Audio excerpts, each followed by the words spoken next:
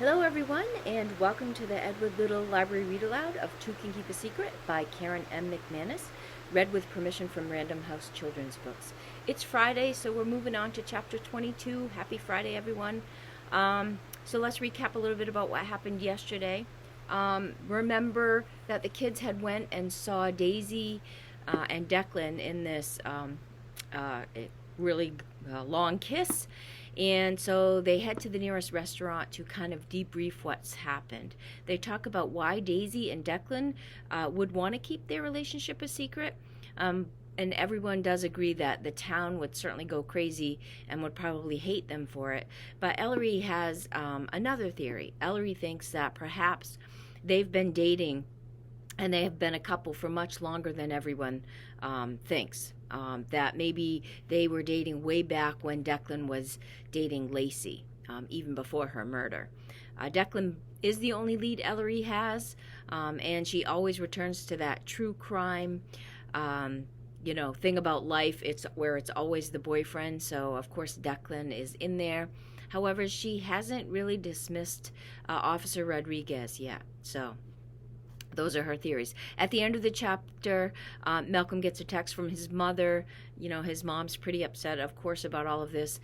It also contains a piece of a Boston Globe article quoting Viv, Viv, who runs the school newspaper and now has been quoted in the Boston Globe. And it repeats an earlier assertion by Ellery that Brooke's disappearance and the recent vandalism probably have nothing to do with Lacey's murder. However, Viv was saying before that they had to be related.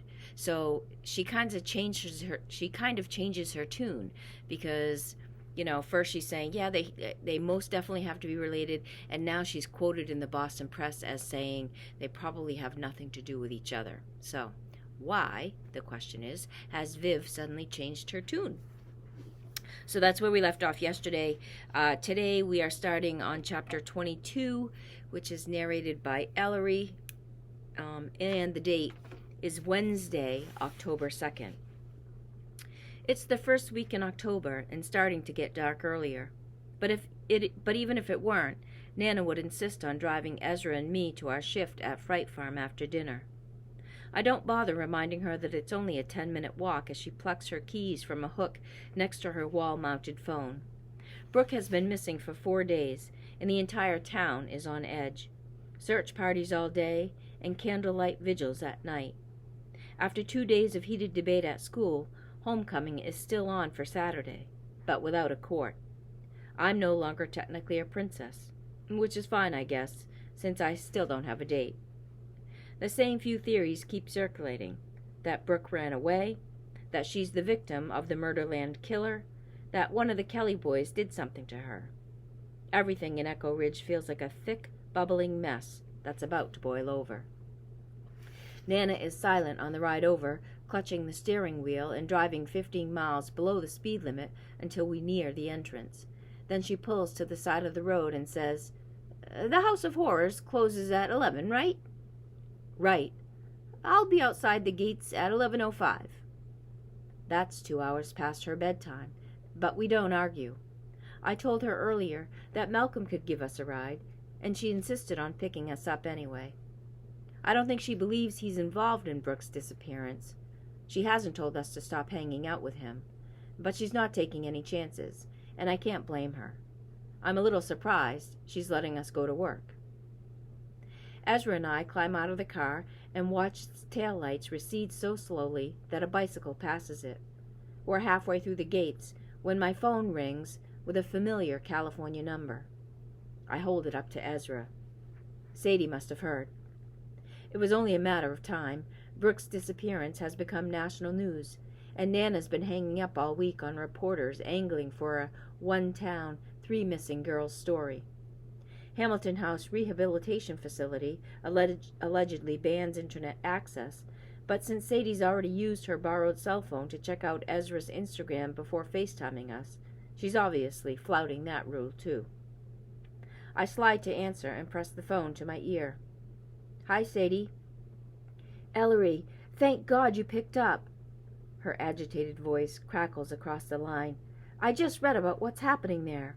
Are you and Ezra all right? We're fine. Just worried about Brooke. Oh my God, of course you are. That poor girl. Her poor family. She pauses for a beat, her breath harsh in my ear. So the article, it said there were threats beforehand toward 3 girls, and that one of them was someone who was related to... Was it you, Ellery? It was me, I confirm. Ezra gestures, like he wants me to FaceTime, but I wave him off. It's too crowded here. Why didn't you tell me? The bitter laugh springs out of me without warning. Why would I? Silence on the other end, so complete that I think she's disconnected. I'm about to pull the phone away from my ear to check when Sadie says, Because I'm your mother, and I have a right to know. It's exactly the wrong thing to say. Resentment floods my veins, and I have to grip the phone extra tight to stop myself from hurling it to the ground. Oh, really? You have a right to know? That's rich, coming from somebody who's never told us anything that matters. What are you talking about? Our father? We're not allowed to ask questions about him? Our grandmother? We barely knew her until we had to live with her. Our aunt? You had a twin sister, as close as me and Ezra are, and you never, ever talk about her. Now we're stuck here watching the same horrible story unfold again, and everybody's talking about the first girl who went missing. Except us. We don't know anything about Sarah because you won't even say her name. I'm breathing hard, my heart pounding, as I stalk through the park. I don't know whether I'm relieved or horrified to finally be saying these things to Sadie. All I know is that I can't stop. You're not okay, Sadie. I mean, you get that, right? You're not in rehab because of some freak accident that'll be a funny story to tell at parties when you get out. You were taking those pills to relax. I've spent years waiting for something like this to happen, and I was afraid. Tears blur my vision and slide down my face. This whole year, I've been expecting that phone call, the one Nana got and Melanie got, the one that says, you're never coming home. She's been silent during my entire tirade, but this time, before I can check to see whether she's hung up on me, I hear a choked sob. I can't, Sadie says in a ragged voice that I'd never recognize if I didn't know it was her.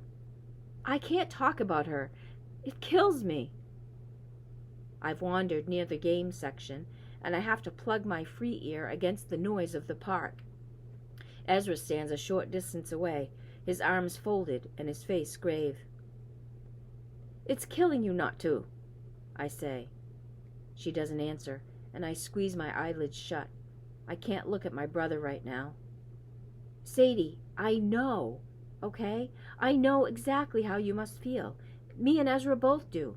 It's horrible what happened to Sarah. It sucks, and it's not fair, and I'm so sorry. For you, and for Nana, and for her. My mother sobs on the other end of the line, pierce me like a knife to the heart. And I'm sorry I yelled at you. I didn't mean to. It's just, I feel like we're going to be stuck like this forever if we can't talk about it. I open my eyes while I wait for her to answer. It's almost dark now, and the park lights glow against the deep blue sky. Screams and catcalls fill the air, and little kids chase one another with their parents a safe distance behind. All of Fright Farm's success is based on how much people love to be scared in a controlled environment. There's something deeply fundamentally satisfying about confronting a monster and escaping unscathed. Real monsters aren't anything like that. They don't let go. Do you know what I was doing the night Sarah disappeared? Sadie asks in the same hoarse voice. My reply is barely a whisper. No. Losing my virginity to my homecoming date. She lets out a hysterical half laugh, half sob. I was supposed to be with Sarah, but I blew her off. For that. Oh, Sadie. I don't even realize I've sunk to the ground until my free hand touches grass. It's not your fault. Of course it's my fault. If I'd have been with her, she'd still be here. You don't know that. You can't. You were just living your life, being normal. You didn't do anything wrong. None of this is your fault. Would you feel that way if something happened to Ezra when you were supposed to be with him?" I don't answer right away, and she cries harder. "I can't look at my mother. I couldn't look at my father. I didn't speak to him for almost a year before he died, and then I drank my way through the entire funeral. You and your brother are the only thing I've ever done right since Sarah disappeared. And now I've ruined that too." "You didn't ruin anything." I say it automatically, to comfort her, but as soon as the words are out of my mouth, I realize they're true. Ezra and I might not have had the most stable childhood, but we never had any doubt that our mother loved us. She never put a job or a boyfriend ahead of us, and it wasn't until the pills took hold that her haphazard parenting turned into actual neglect. Sadie's made mistakes, but they're not the kind that leave you feeling like you don't matter. We're fine, and we love you, and please don't do this to yourself. Don't blame yourself for something so awful that you never could have seen coming." I'm babbling now, my words tripping over themselves, and Sadie lets out a teary laugh. "Listen to us. You wanted to talk, huh? Be careful what you wish for." There's so much I want to say, but all I can manage is, "I'm glad we're talking." "Me too." She takes a deep, shuddering breath. "There's more I should tell you. Not about Sarah, but about... Oh, hell. I have to go. Ellery, I'm sorry. Please be careful there, and I'll call you again when I can." Then she's gone. I drop the phone from my ear and get to my feet as Ezra strides toward me, looking ready to burst. "What's going on? I heard some of it, but..." Movement over his shoulder catches my eye, and I put a hand on his arm. "Hang on. I have a lot to tell you, but there's somebody I want to talk to first." I wipe my eyes and glance at my phone. We're already late for work, but oh well. An older woman is manning the shooting gallery where Brooke used to work, yawning as she makes change and pulls levers. Vance Puckett stands with a toy gun mounted on his shoulder, methodically knocking over targets. Malcolm told us at lunch that he was interrogated again last night by Officer McNulty, who said the police interviewed Vance about his conversation with Brooke downtown. According to Vance, Brooke just asked him what time it was. Malcolm was frustrated, but Mia threw up her hands in resignation. Of course. Why should he help out? There's nothing in it for him, and he doesn't care about anybody in this town. Maybe she's right. Or maybe he's just broken in his own way. Vance fishes in his pockets for change to play another round. I sidle past a trio of preteens and plunk $2 on the counter. "My treat this time," I say. He turns and squints, tapping his forefinger to his chin. It takes a few seconds for him to recognize me. "Shooter girl. You got lucky that last game." "Maybe," I say. "I have $6 on me. Should we play best 2 out of 3? He nods, and I gesture toward the targets. "Champions first." Vance gets off to a shaky start, only hitting 8 out of the 12 targets. It kills my competitive spirit to miss 5 when it's my turn, but all this will be pointless if he stalks off in a huff again when we're done. "You lost your touch," Vance smirks when I lower my gun. Ezra, who's watching us with his hands on his hips, looks like he's physically biting his tongue. "I was just warming up," I lie. I keep it close in the next couple of rounds, losing by 1 each time. Vance is pumped up by the end, preening and chuckling, going so far as to slap me on the back when I miss my final shot. "Nice try, kid. You almost pulled one out." "I guess I did get lucky last time," I say, with a theatrical sigh. I don't have Sadie's talent, which is obvious from Ezra's grimace as we move to one side so the people waiting behind us can play. But I'm hoping it's good enough for a drunk guy. My mother told me it probably wouldn't happen again. Vance adjusts his cap over oily hair. "Your mother?" "Sadie Cochran," I say. You're Vance, right? She said you guys went to homecoming together, and that I should introduce myself. I'm Ellery. It's weird holding out my hand after what Sadie just told me, but he takes it, looking genuinely flummoxed. She said, what? Wouldn't have thought she even remembers me. She talks about you all the time, I almost say, but decide to keep things believable. She does. It's not easy for her to talk about Echo Ridge after what happened to her sister, but she's always spoken well of you. It's close enough to true, I guess, and I'm feeling pretty charitable toward him myself, since he's the only person in Echo Ridge who has an alibi for both Sarah's and Brooke's disappearance. Suddenly, Vance Puckett is the most trustworthy man in town. He spits on the ground close to my sneakers. Somehow I manage not to flinch. Damn shame what happened. I know. She's never gotten over it, and now my friend is missing. I glance at the new woman behind the counter. I guess you knew Brooke, huh? Since you play here all the time? Nice kid, he says gruffly. He shuffles his feet, looking antsy and ready to move on. Ezra taps his watch and raises his brows at me. Get to the point. The worst thing is, I know something was bothering her before she disappeared, I say. We were supposed to get together on Sunday, so she could tell me what was going on, but we never got the chance, and it's killing me. Tears spring into my eyes, still close to the surface, from my conversation with Sadie, and spill down my cheeks. I'm playing a part, but Sadie's always said the best acting happens when you're emotionally connected to the scene. I'm torn up enough about what happened to Brooke to pull it off. I just wish I knew what she needed. Vance rubs his jaw, rocks back on his heels, twists to look at the crowd over his shoulder. I don't like getting involved, he mumbles. Not with people in this town, and especially not with the police. Me either, I say quickly. We're total outsiders here. Brooke is one of my only friends. I fish around in my bag for a Kleenex and blow my nose. She asked me a strange question last week. Vance speaks quietly in a rush, and my heart leaps into my throat. Wanted to know how to pick a lock. A shifty expression crosses his face.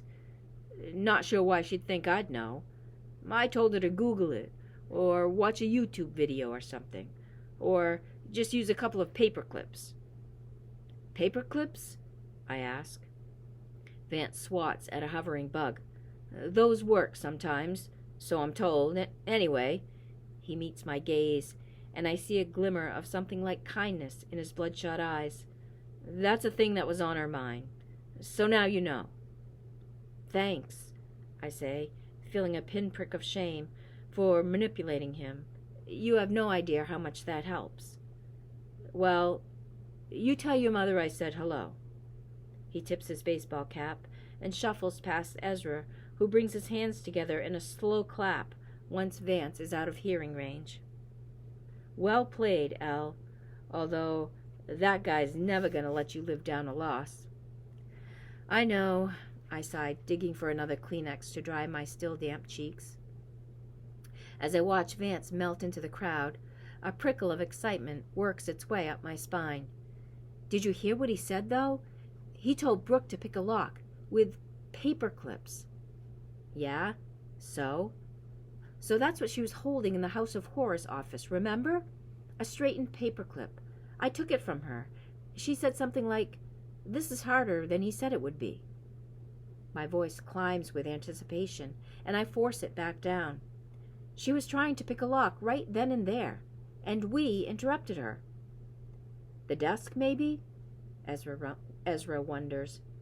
I shake my head. I get stuff out of that desk all the time. It isn't locked, but... Heat floods my face as I remember where Brooke was sitting. But I think I know what is. Woo!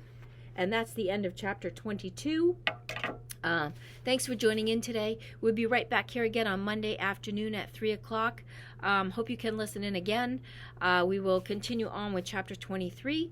Have a great weekend, everybody, and a nice rest of your day.